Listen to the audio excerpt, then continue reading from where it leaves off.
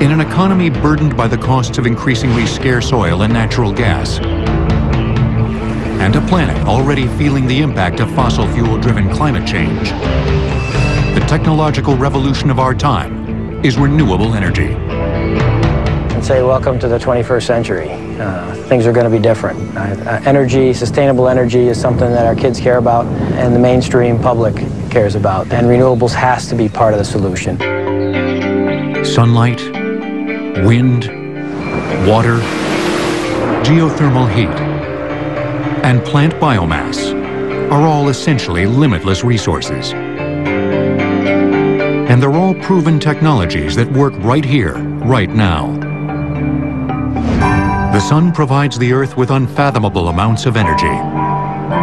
In 1 hour, the Earth receives more energy from the sun than the entire human race uses in a year.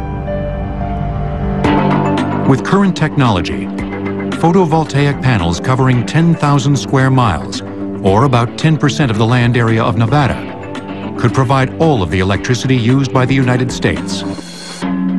Although photovoltaics, converting the sun's light to electricity, was not discovered until the 20th century, solar thermal, harnessing the sun's heat, is an ancient practice. Perhaps the earliest use of solar thermal technology was the south-facing home.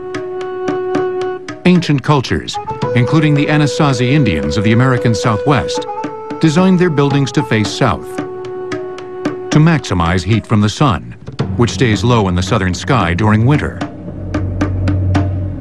In the summer, when the sun is high in the sky, the cliff face that extended over the building provided cooling shade. It's still a common design today.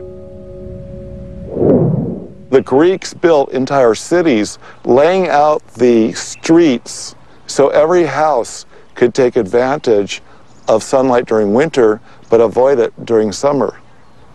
Now the Romans went one step further and they discovered that clear glass will trap solar heat. So they covered the windows with glass. They became what the Romans called heliocamini, which mean solar furnaces. 2 millennia later, the 19th century equivalent of this technology was born. The rooftop solar water heater, which traps the sun's rays in a glass collector and rapidly heats up water inside insulated glass pipes. At the turn of the 20th century, 30% of the homes in Pasadena, California, used solar water heaters. The same concept is used today to cheaply provide hot water to millions, even in cold, cloudy climates. For almost every homeowner, heating water is the #1 use of natural gas electricity. And using the sun to heat is much cheaper. Solar thermal energy can also cheaply produce electricity. Giant solar power plants, like this one in California's Mojave Desert, don't use photovoltaic panels to convert light into electricity. Instead, mirrors focus solar rays onto a thin absorber tube that runs along the mirror's focal point. Inside the tube is synthetic oil, which is blasted with intense heat. Like about 1,000 degrees centigrade. One word of advice, never put your hand at the focus of a concentrating mirror because it will just make an immediate hole through your flesh. The superheated oil boils water into steam, which turns turbines. The oil then recirculates through the closed-loop system. In hot, dry areas, solar thermal plants generate serious megawatts at a price lower than typical grid power.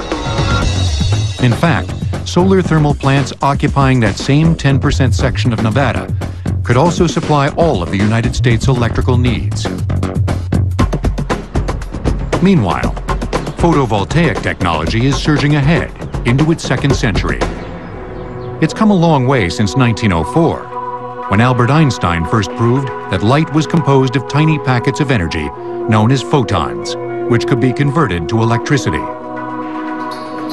Photovoltaic cells got their first big break in the 1950s, thanks to the space race. The first 2 Sputniks that went up, they had all this like multi-million dollars worth of transistors that went dead in about a week and a half because they were running them on flashlight batteries. The first artificial Earth satellite in the world has now been created. The U.S. space program's solar-powered satellites, on the other hand, proved an instant success. Photovoltaic panels still power nearly all satellites and space probes within the solar system. In this sense, the 21st century lifestyle, from global positioning to global communication, is completely dependent on solar energy.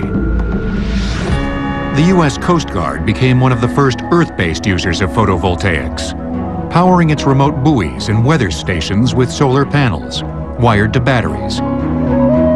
In the 1970s and 80s, solar panels performed heroically during one of the worst droughts to hit Africa. Solar power was used to pump water from 40 feet below the parched ground, saving many lives. In fact, probably one of the most valuable uses of photovoltaics today is to provide clean drinking water for the developing world. For those already connected to the power grid, photovoltaics are becoming more and more viable. A home, say a two-bedroom suburban American home, gets enough energy on its roof to power itself once or twice over. And it doesn't actually need to be as sunny as you think for solar to work.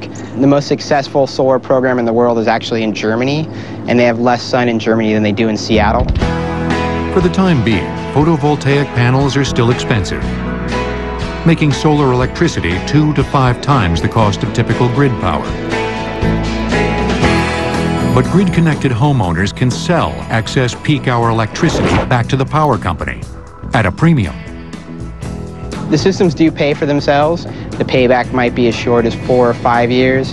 And in general, for residential systems, we're looking at 10 to 12 years.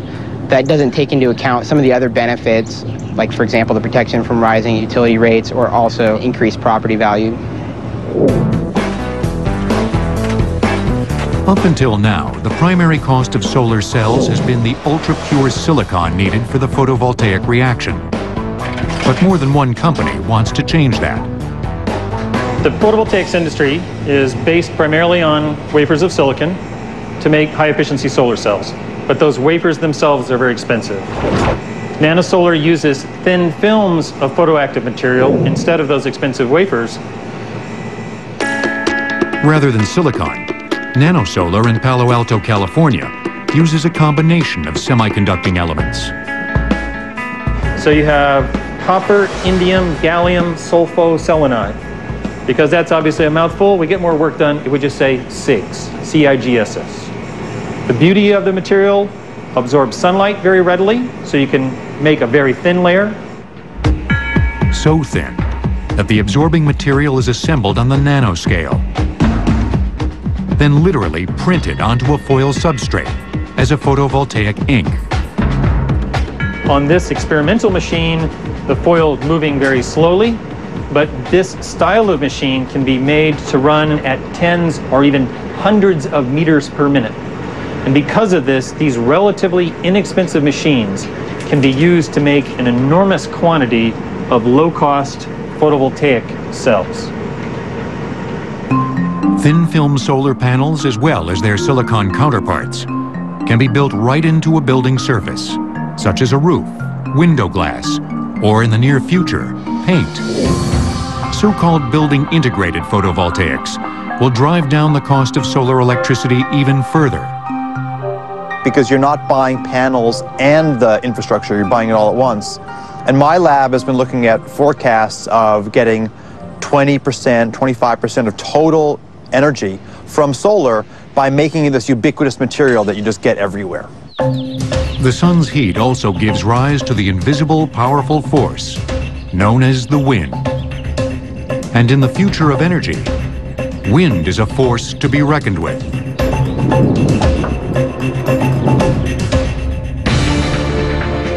Solar water heaters are mandatory for all residences in Israel.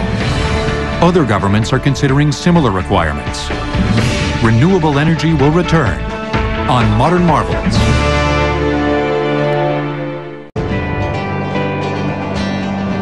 Tucked among the rolling hills of central New York is the Fenner Wind Project, owned by Enel North America. Though not the world's biggest wind power project, it represents the new thinking in wind energy. Bigger, smarter, and fewer wind turbines, eliminating the need for dozens of smaller turbines. Finner is composed of 20 wind turbines built and maintained by GE Energy. Each stands 215 feet tall, has a rotor 218 feet in diameter, a bit longer than the wingspan of a 747, and produces 1.5 megawatts of electricity. When you look at the average New York household, this wind power project can actually power about 14,000 homes over the course of a year. Converting wind to electricity begins as the wind flows over the rotor's airfoil-shaped blades. The combination of lift and drag causes the blades to rotate.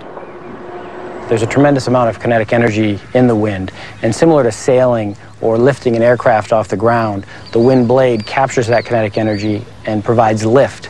And that lift, like a propeller, is converted into torque. That tremendous torque is put to work inside the turbine's power plant, 200 feet above the ground. The blades collect the energy from the wind and convert that energy from wind energy to mechanical energy, transmits it through the main shaft into the gearbox, which the gearbox steps it up from about 1 revolution to 70 revolutions and puts it on the output shaft of the gearbox, going into the generator here, which then produces power. The generator operates between about 850 to 1400 RPMs. From the generator, the electric current travels down the tower to underground transmission lines and into the power grid. The main challenge for wind power is the fact that the wind is not blowing at all sites, at all times. The solution is to diversify the locations of wind turbines and guide the turbines to the wind. Computer controls can turn the entire turbine up to 360 degrees to catch the prevailing wind. These controls also direct individual blades to pitch into optimum wind position. Each axis can operate independently of each other. All the blades pitch to the same degree that they're told to pitch to and maintain that. Each turbine will come online on its own. It doesn't need any human interface to do it.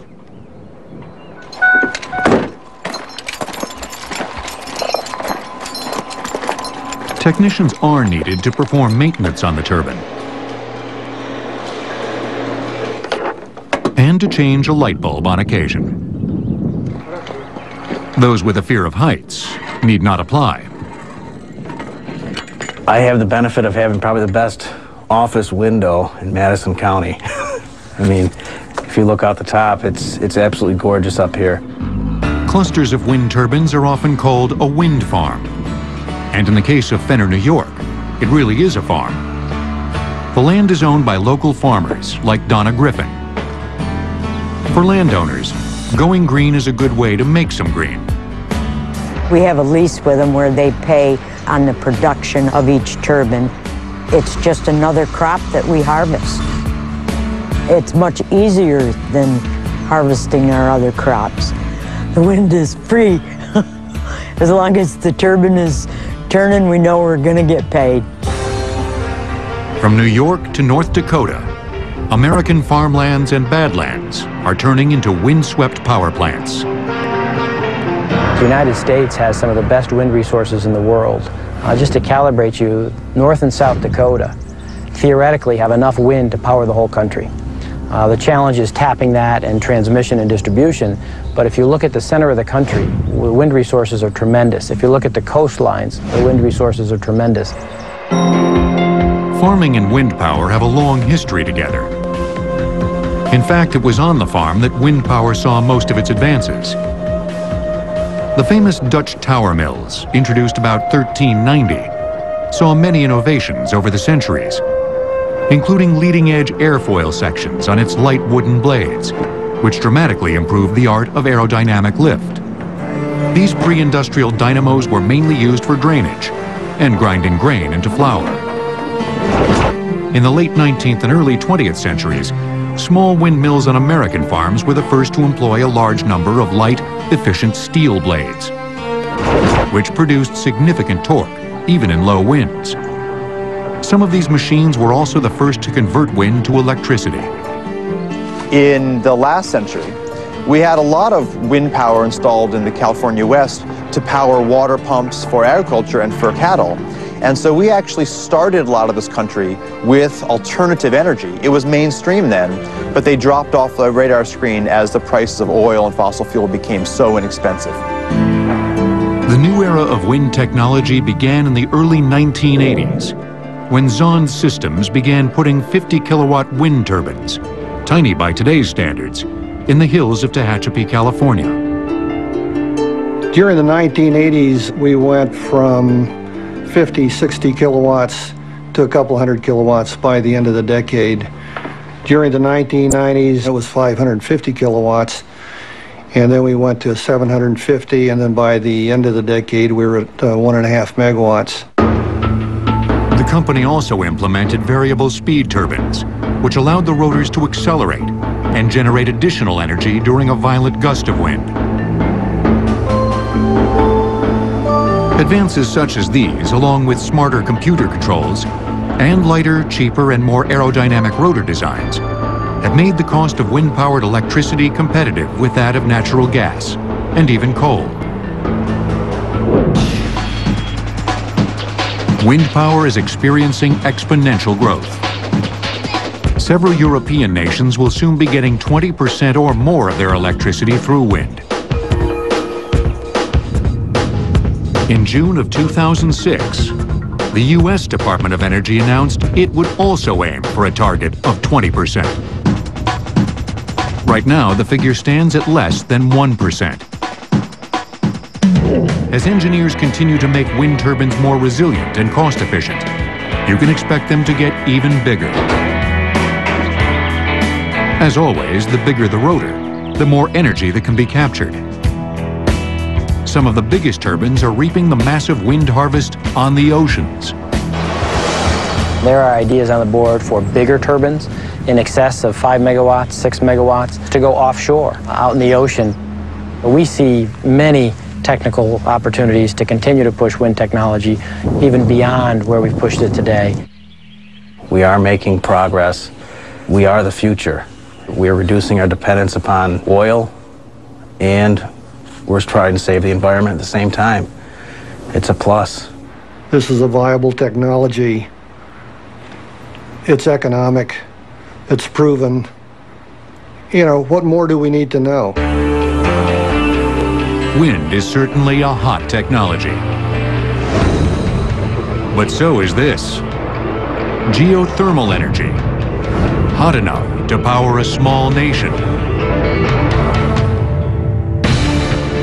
China, second to the U.S. in total wind potential, plans to produce 30 gigawatts of wind power by 2020, enough to power between 13 and 30 million Chinese households. Renewable energy will return on Modern Marvels.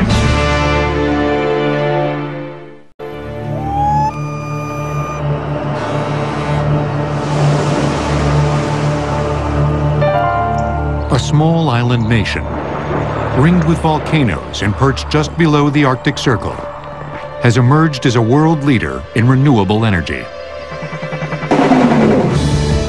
By tapping into their bounty of fire and water, the people of Iceland have become nearly energy independent. Abundant rainfall and glacial runoff provide hydroelectric power, which represents 80% of the nation's electricity. This water also seeps into underground aquifers and runs head-on into magma-heated rock, which sits close to the surface in Iceland. This collision results in geysers, fumaroles, smoky vents, and the renewable source known as geothermal energy. Icelanders have used geothermal hot water for washing clothes and bathing for hundreds of years. But it wasn't until the mid-20th century that engineers began tapping the resource on a scale large enough to replace costly imported fossil fuels. To us here in Iceland, it's native, it's indigenous source. It is much cheaper than other sources which we have, and it's environmental friendly. So I think there's a lot of benefits. Geothermal water brings heating and hot water to 93% of the nation's homes. Geothermal steam generates 17% of Iceland's electricity. All told, geothermal provides over 50% of Iceland's total energy needs. The Nesjavellir power plant is a dual-use facility. It taps geothermal energy to provide electricity as well as hot water. Both end products begin here, in one of 15 boreholes, drilled as far as 6,000 feet below the surface. The borehole's well is encased in cement to a depth of about 2,000 feet. Below that, the well is lined with perforated metal to let in steam and hot water, which rush toward the surface under great pressure. A borehole discharges by itself. You don't need to pump it. Then you put a very powerful set of valves on the top to control it. The mixture of steam and hot water is sent to the separation module. From here, the water and steam take separate paths. The steam heads for the demister to remove moisture that could damage the turbines. Excess water vapor is vented into the air, along with trace amounts of other greenhouse gases. Over a year, this power plant will release 12,000 tons of greenhouse gases, what a coal-fired plant releases in 5 days. Geothermal power plant for electricity works exactly like you're using coal or oil in terms of turbine, except this is a natural steam. For electricity production, you're using actually the pressure of steam, not the heat itself. The steam turns one of 4 turbines at a rate of 3,000 RPM. The turbines combine to generate 120 megawatts of electricity, which is sent on to Reykjavik. Nesjavellir is a high-temperature geothermal zone, meaning the water below the surface is hot enough to dissolve sulfur and other corrosive minerals. For this reason, it can't be used directly in the population's heating system. Instead, the power plant uses the geothermal water to heat cold fresh water pumped in from a nearby aquifer. In the first stage of heating the water, excess steam from the electricity producing turbines is used to bring the cold water up to 125 degrees. 125 Fahrenheit is not hot enough for us, so we have to heat the water a little bit more, up to 86 degrees centigrade. It's about 187 Fahrenheit. And we do that in heat exchanger. Inside the heat exchanger, the geothermal brine rapidly brings the fresh water to its 187-degree target temperature.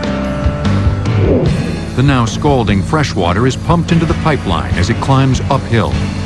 And from there, the water flows after the pipeline by gravity to Reykjavik. And the heat loss on the way is less than 2 degrees centigrade, it's 1.8. So you could say that the pipeline is, well, the insulation is almost perfect.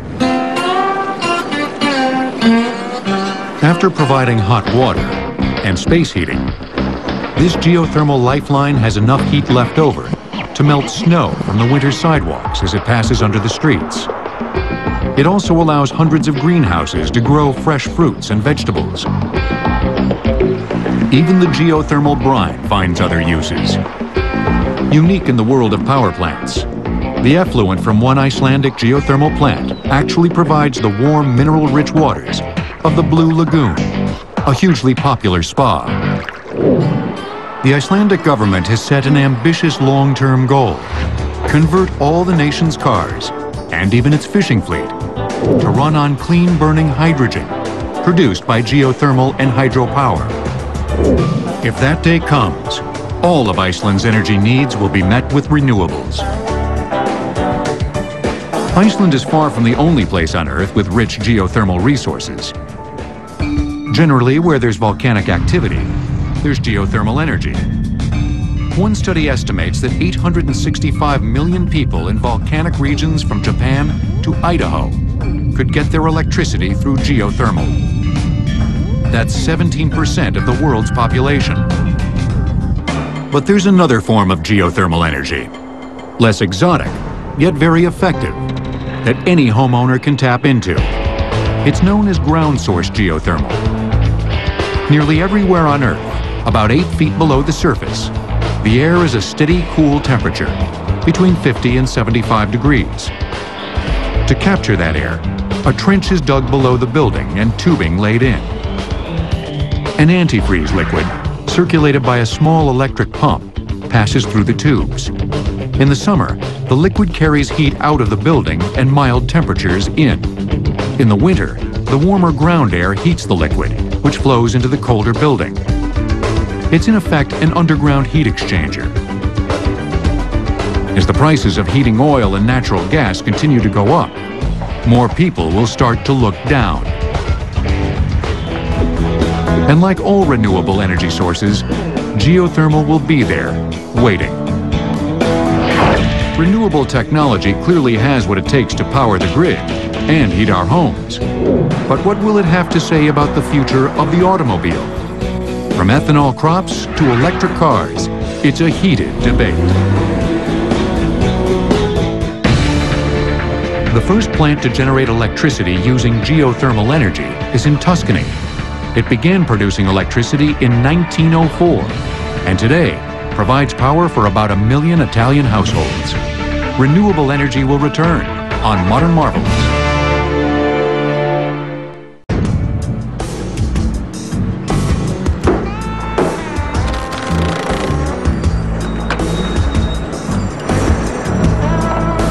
At first glance, it's a typical auto repair shop. But Lovecraft Biofuels in Los Angeles is hardly typical. Give them 3 hours and a few $100s, and they'll convert your diesel car to run on 100% all-American vegetable oil. And they're also capable of running on biodiesel, mineral oil, kerosene, transmission fluid, motor oil. Not that you'd want to run on all of those, but they're capable after the conversion. Petroleum, which accounts for 30% of the world's energy use, is growing scarcer every day. So it's not surprising to see customers lining up to switch to another kind of oil, one that's renewable.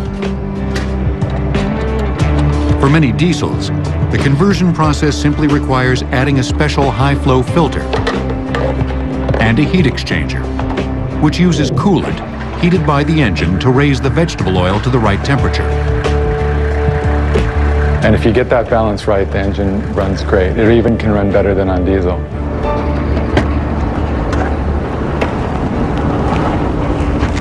The best fuel is actually used vegetable oil, since the frying process has cooked out any embedded water. So if you work a deal with the restaurant, pick it up for free, you're saving them a fortune and you're saving yourself a fortune. That's because the restaurant avoids its usual oil disposal fee, and the driver gets free fuel. Of course, new vegetable oil works just about as well. Cottonseed seems to run the best, but soybean is the easiest to find. It runs great and it's the cheapest. So we're really advocates of soybean oil. It can bail out farmers. It keeps the money in the U.S. economy, and there's already an infrastructure in place. While the idea of running a car on cooking oil may hold a certain comic appeal, vegetable oil fuel is part of the solution to a deadly serious problem. Nearly 20% of the world's global warming greenhouse gases come directly from automobiles. In addition to being renewable, biofuels from vegetable oil to biodiesel to ethanol have at least 2 environmental benefits over gasoline. They release fewer and less toxic emissions. And more importantly, their carbon emissions can potentially be offset by the carbon taken out of the atmosphere when the biofuel was a plant. Biodiesel, which is made from a plant's fatty oils, and ethanol, an alcohol fuel distilled from a plant's sugars, are the hot biofuels of the moment. But they're also straight out of early automotive history. Rudolf Diesel built his engine to run on peanut oil. Henry Ford designed the Model T to run on ethanol. Since then, the onset of petroleum and gasoline came into play, and it was a lot cheaper to do than ethanol. We weren't nearly as efficient producing it. Each new discovery of cheap domestic oil pushed these early biofuels to the margins. And now we're doing almost a full circle turn back to go to what we were utilizing in the first place. In the U.S., the most talked about ethanol feedstock is corn grain. But corn grain ethanol yields only slightly more energy than the amount of fossil fuels needed to harvest and distill it. For every unit of petroleum that you put into the production process, you get 1.3 units of fuel ethanol energy out. So it's slightly positive, but it's not as good as it could be. By contrast, the sugarcane ethanol used in Brazil yields 8 units of energy for every unit of fossil energy put in. Not only is the feedstock bursting with fermentable sugars, but the rest of the plant is burned cleanly to power the fermenting and distilling. The result is a major reduction in carbon emissions and dirt-cheap ethanol for Brazilian drivers. At the National Renewable Energy Laboratory in Golden, Colorado, researchers aim to hit similar levels of efficiency by extracting sugars from the entire plant, which includes the so-called cellulosic biomass. Corn farmers will be happy to know that one of the more promising crops is corn stover. It's the stalks, the husks, the corn cobs, the leaves, every part of the corn plant aside from the grain that's not harvested when you harvest the grain. So oftentimes it's left laying out in the field. There's not a lot of current uses for it. The hard part is converting the tough cellulose fibers into sugars using bioengineered enzymes. But the payoff could be tremendous. With biomass, we're talking ratios on the order of 10 to 1. So for every unit of fossil energy or petroleum that you put into the process, you get 10 units of fuel energy out the back end. The tall prairie grass, known as switchgrass, may prove an even more powerful biofuel crop. Not only can you get more tonnage of biomass out of an acre of land with this type of material than you can, say, with corn stover, but there are a lot of other benefits as well. It doesn't take nearly the amount of water or fertilizer to make it grow. It's very fast growing. You can harvest it once, maybe even twice in a year, and has a wide geographic range across which it can grow. You know, North Dakota all the way down to Texas, to the southeast. Biofuels aren't the only way for renewable energy to clean up the automobile. There's also the power grid. This is a plug-in hybrid. Like other hybrids, it runs on a gasoline engine and an electric motor, powered in part by the momentum of braking.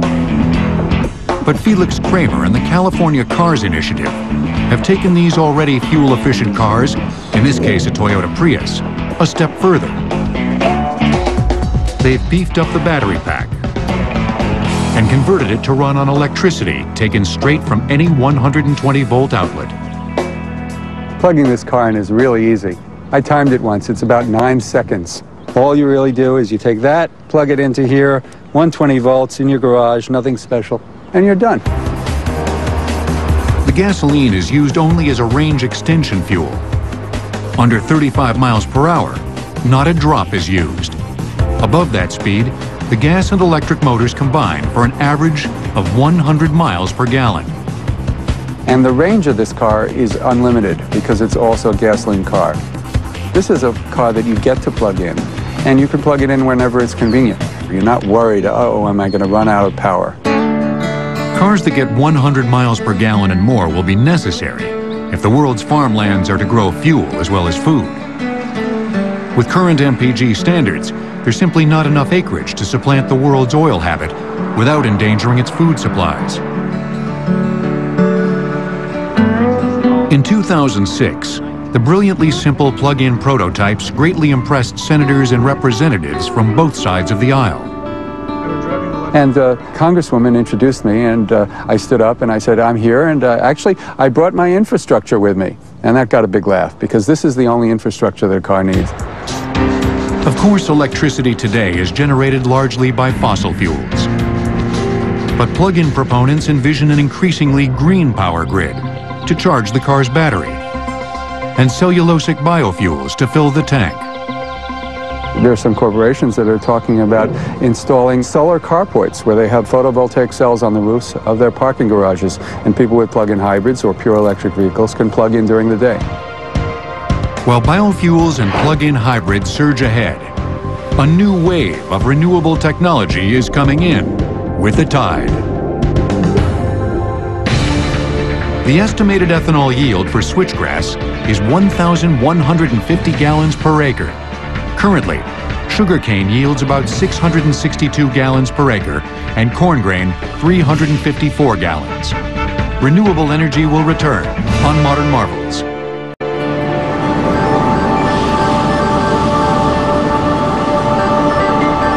Despite the fact that the oceans cover 70% of the planet's surface, we've only begun to tap them directly as an energy source.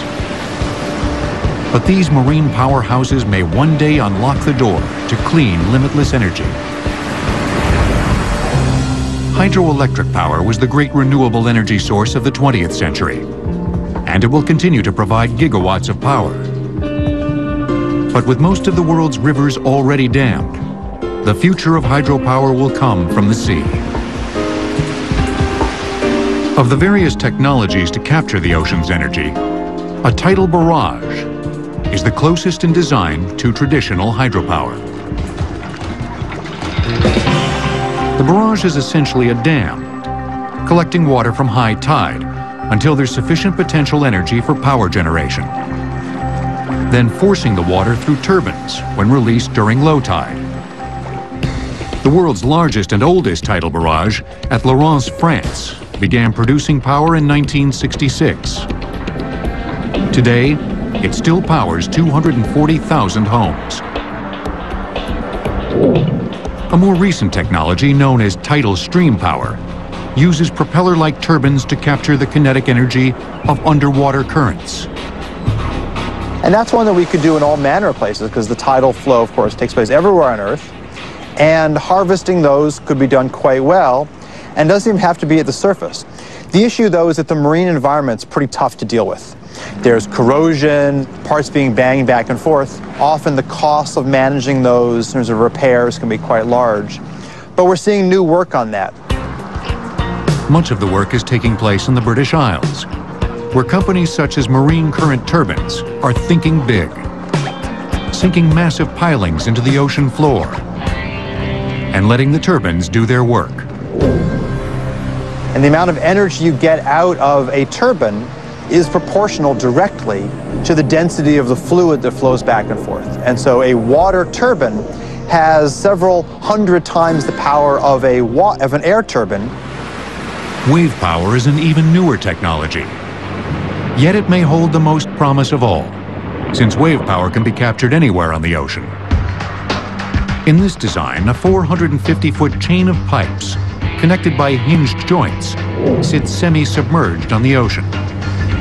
Each motion of the waves is resisted by hydraulic rams located in the hinges. This action pumps high-pressure oil through hydraulic motors, which drive electrical generators. Electrical transmission lines also keep the floating power plant tethered to the ocean floor. A Scottish company, Ocean Power Delivery, has installed a successful 2.5 megawatt wave farm off the coast of Portugal. A wave farm occupying less than half a square mile of ocean would generate 30 megawatts of power, or enough for 20,000 British homes. 472 square miles of ocean could power each of the United Kingdom's 24.5 million households.